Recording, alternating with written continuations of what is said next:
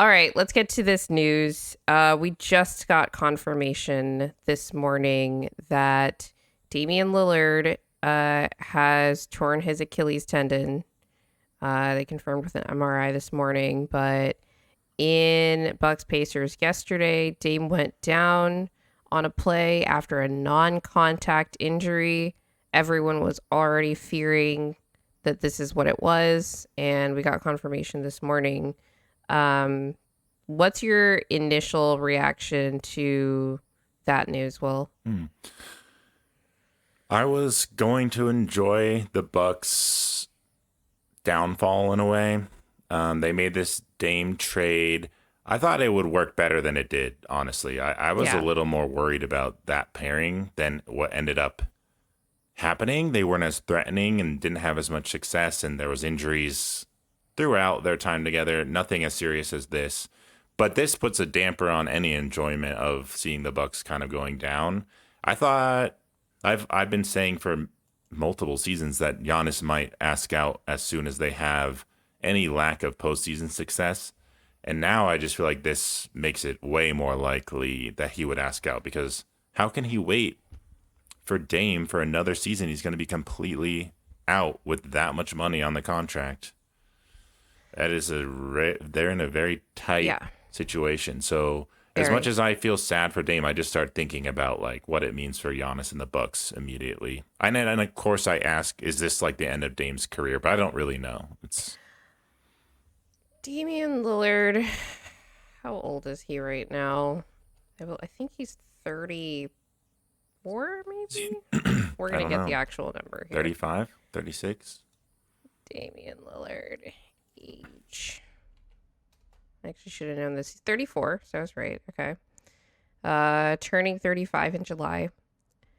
This is a really tough injury to come back from. Other guys have done it, but Dame's already an aging small guard.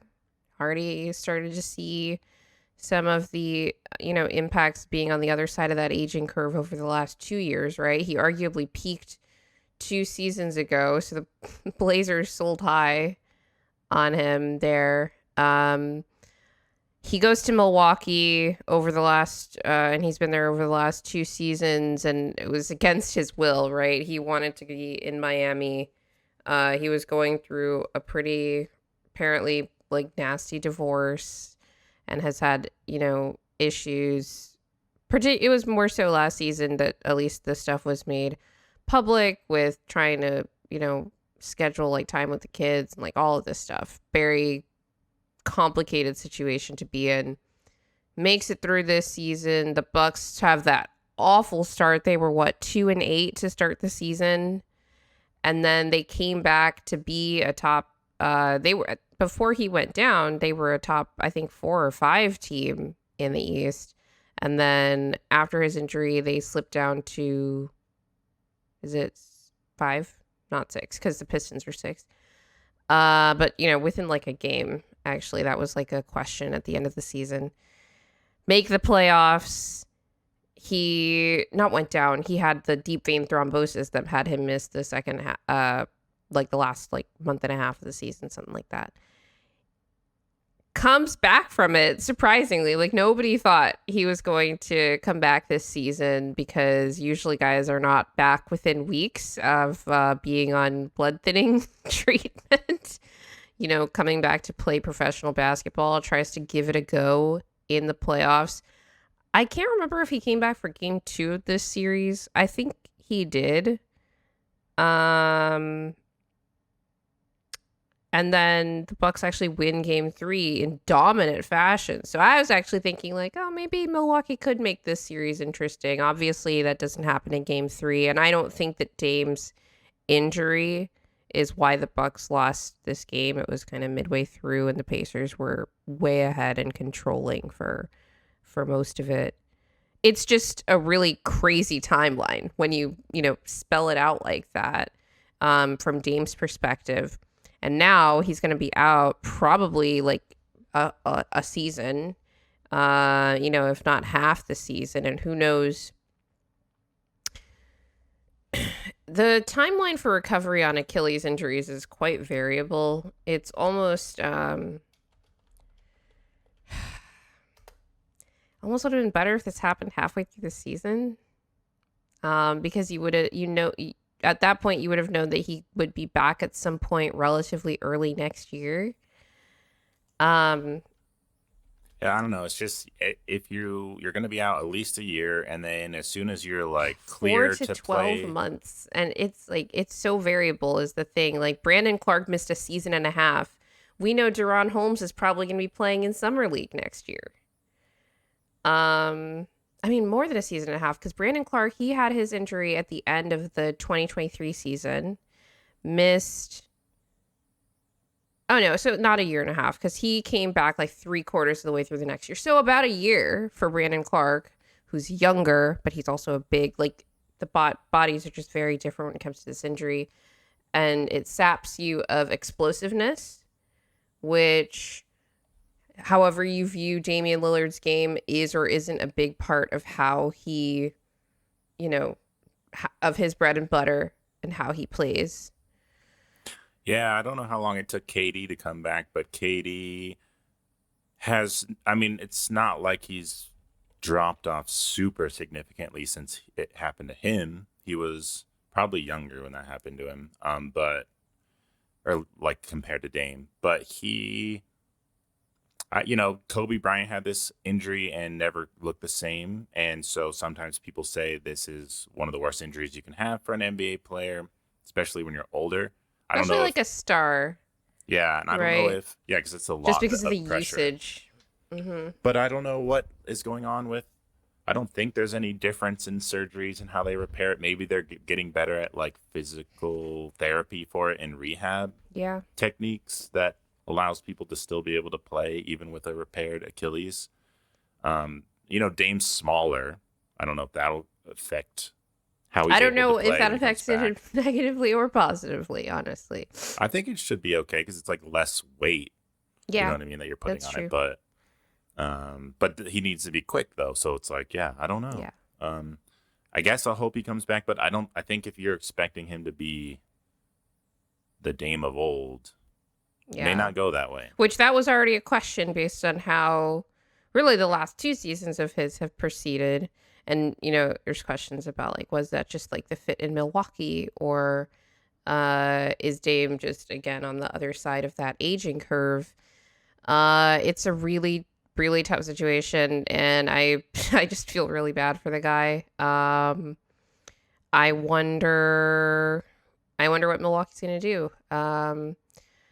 And as you mentioned earlier, this obviously opens up a lot of questions about this summer for Giannis, because this is 2 seasons now. Last year, to be fair, like, he was the one that was injured. Last 2 seasons in the playoffs, he was the one that was injured. I think Dame also got injured like late in that series. I think it was the calf too. So these things could be related to the calf and the Achilles. And actually, I think Giannis had his thing was a calf strain as well. We talked last playoffs about how many calf strains there were across the playoffs, which is why it wasn't as interesting last year, because there were so many guys with these like devastating kind of injuries that kept them out of games, and Jamal was like playing on a strained calf. It was a whole thing, right? But obviously a lot of implications for Giannis this summer, and it has less to do with, as we talked about, like, he's been injured, Dame's been injured. It's just been bad luck. It's not necessarily like Giannis would ask out to punish the Bucks for not doing everything they can to try and put a team around him. Now, you can question whether trading Chris Middleton, as injury prone as he missed the 3 postseasons ago, right? And he's been out for large chunks of the regular season over the last 3 years as well. But trading him for Kyle Kuzma, and how not at all useful, except to maybe the other team he's been in these playoffs. But it's not really about punishing the organization at this point. Like, Giannis is going to have to make a decision about, like, I can't imagine a scenario where he doesn't ask out this summer, or, the organization maybe decides like it's mutually beneficial at this point to try and sell high on Giannis, relatively high on Giannis, get a haul back and start the rebuild because they don't really have a short-term future outside of him. Hmm. I think it's more likely too because Middleton's already been traded, and I Yeah. get that they needed to do that. I don't think Yeah. Kuzma was the answer, as you said, and I don't imagine that there's any trade they could send Kuzma out to convince Giannis to stay and excite him, and they're like strapped for It's like at this point, flexibility. it's just not even about excitement. It's just like it's not feasible for them to put a contending team around him with Dame out again. And Giannis, like Jokic, turned 30 this year. He's going to be 31 next. I think his birthday's in like November or October, November. Um, and wait for whatever Dame is on the other side of this injury to come back. Like, especially to a team that doesn't control any of their short-term assets. They don't control a draft pick until 2031. And look, future picks are the most more valuable because if you're a good team, then they're the more valuable because you'd be like, well, we'll be shitty by then because we'll be rebuilding. So actually these picks will be good. But they only have one of those at the moment. And I don't know what they're going to do. Actually, a related news item, I didn't put it in the rundown, but just a few days ago, John Horst, the GM of the Bucks, got extended. I think a multi-year extension, which was like shocking because it happened, I think, in the middle of this series against the Pacers, where Kyle Kuzma put up 0 stats in one of Yeah, the these timing of that games. was so funny.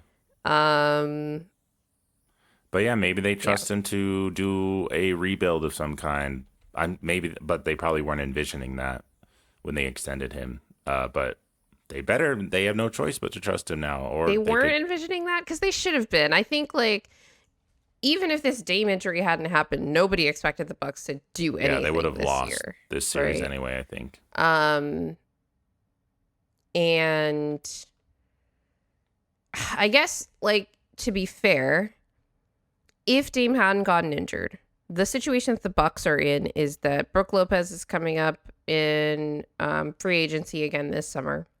So he probably would have been gone because they would have tried to either get him like a sign and trade somewhere and try to flip him for a couple of like useful pieces and try to recraft the team, like re-envision it around Giannis. Because Brooke is, oh my gosh, I think Brooke is 37 now. That's an old team, man. But outside of Brooke, Kuzma's the only contract that they'll have on the books besides Giannis, of course, past next season because, or no, Dame Dame, yeah, is the only and other one. Kuzma, right? So Dame only has 2 years left though. And past those, like he's got one more year and then a player option after that. Past that, they have nothing on the books besides Giannis and Kuzma. So they actually would have had some cap room to play around with. That's actually in this new CBA environment. I'm actually working on like a little piece of this right now. Just a piece that I'm working on that's like lessons to be learned from the way the Nuggets handled the last few years. But one of the things is like teams might be willing to give you like a player that's considered a distressed asset just because they're like not amazing, but they could still be useful, but their contract is too long and they're just like looking to get it off the books. So if you have the ability to take that on, they might just give that player to you for nothing, right? That's a situation that the Bucks could have found themselves in, trying to like piece together something around Giannis with these role players. But Dame being out next year and with an injury that could leave him on the other side of it looking substantially worse than what is needed from a co-star, that changes the calculus, right? I just don't know what I would do if I was a Bucks fan, where you Yeah, try and get a star to put next to your yeah, number one, and it yeah. ends up kind of pushing him out officially. Not that you can really blame Giannis or anyone because you can't predict that Dame's going to get hurt, but, Giannis is way more beloved in Milwaukee than Dame. And it's like this scenario is now causing him to this breakup. It's accelerating this breakup that may have happened naturally anyways, but it's an accelerant. I like that. Term. But where do you think are there any teams that you have like just in the back of your mind that Giannis? So here's the thing: is like there's some competing interests here. You want to get Giannis to a contending situation, but the Bucks, I think, more so than any other team that would be in this situation where they're like, well, we're not a contender, we just have to trade our guy, because of how little future, like short-term future assets they have. They have to make sure to get a good haul from Giannis, or they're going to be in like rebuild hell until 2031, right? They have to get, a depending on when the trade happens, like the timeline on this is not great because the draft is this just in June.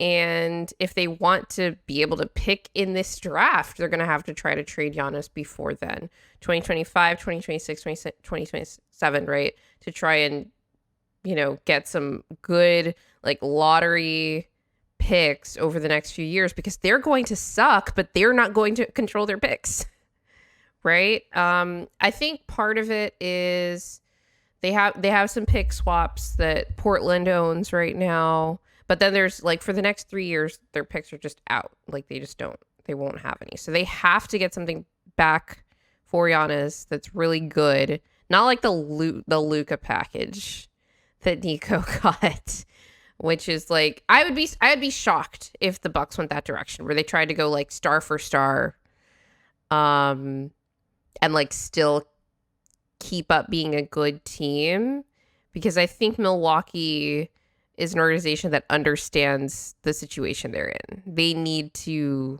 get draft capital because they're not going to be a free agent destination. Yeah. Yeah, you got to be able to do the draft, but so like everyone's talking salary, about OKC. So you got to get people back to make the trade possible. Yeah. So everyone's talking about OKC, which is very possible because OKC is very young. They're youngest players that are really good. They'll be up for their rookie contract extensions soonish, but they won't be on like big like veteran extensions until after Giannis's current contract is up. They're the ones that have the pick kind of arsenal to play around with here, them and Utah. But again, like I like these two juxtaposing situations because OKC kind of has it all. They could like give Giannis a contending scenario, but also give the Bucks a real haul in terms of return in the form of draft capital. Could throw Hartenstein in there. I can't imagine a situation where J-Dub's not part of that. Like they'd want a good young player in addition to the draft picks. That would be really good for them if they could. Yeah. For the Bucks. Yeah, and plus it's like, I mean, what are we talking about? If the I mean, I get it. Okay, OKC might just say no because Sam Presti is weird. He's like a dragon that likes to just hoard all his treasure. I firmly believe that he didn't expect the team to be even this good this year. Even with the Caruso trade and signing Hartenstein and all of that, like they signed Hartenstein because of the salary floor. They had to spend that money. So he might not want to do anything, especially because like, look, it will tighten the books more than they're at right now because Giannis is pretty expensive. They're going to have to give up a good chunk of their depth, but I think that team will be able to replenish it pretty easily because of the assets that they have. Other teams, though, the thing with other contending teams is they can't give Milwaukee the haul that Milwaukee needs right now. Like, it's not even a question of like, oh, if Horst is like, this goes beyond bad GM. if they traded Giannis to the Lakers for whatever the Lakers have left, that's just like worse than the Luka trade. Yeah. You just got to go to somewhere like the Rockets or something where it's the Rockets are another one for sure, because they could give you maybe not as much draft capital as OKC, but they have more like good young players that could develop into something. And they have some draft capital they can also include, right? And I feel like the Rockets are almost a foregone conclusion of KD kind of going there. I don't know how like valid that is, but there's been that link with the Suns and Rockets. It would be funny if the Rockets switch up, go after Giannis, and then it's like, where's KD going then? And that's interesting that if the Giannis sweepstakes is this offseason. Speaking of which, the Wolves are another place that KD's been rumored to because of Ant's experience with KD in the Summer Olympics and all of that. They're another place that Giannis could go. They have the matching contracts is the thing. This summer is going to be very interesting for the Minnesota Timberwolves, regardless of how far they go in the playoffs. And this is a team that theoretically could also just win the title. But they have got the Julius Randle player option situation coming up. He's been great for them in this series versus the Lakers. I'm really curious how he's going to continue to perform in like successive rounds of the playoffs. Because he's in a contract year. Like he's either going to get extended or he's probably going to take his player option. But he's currently playing himself like beyond that. Like he should be able to get more money than his option's worth. But they've got Naz Reid coming up for an extension. They've got Nickeil Alexander-Walker coming up for an extension. This is a team that's already over the second apron, which is why they have all these contracts that are like a question mark.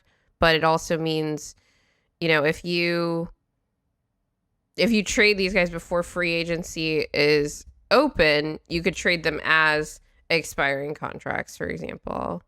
And then it's just like, okay, we just get our cap space back, but you'd have to include the draft capital. So it's like a little bit crazy.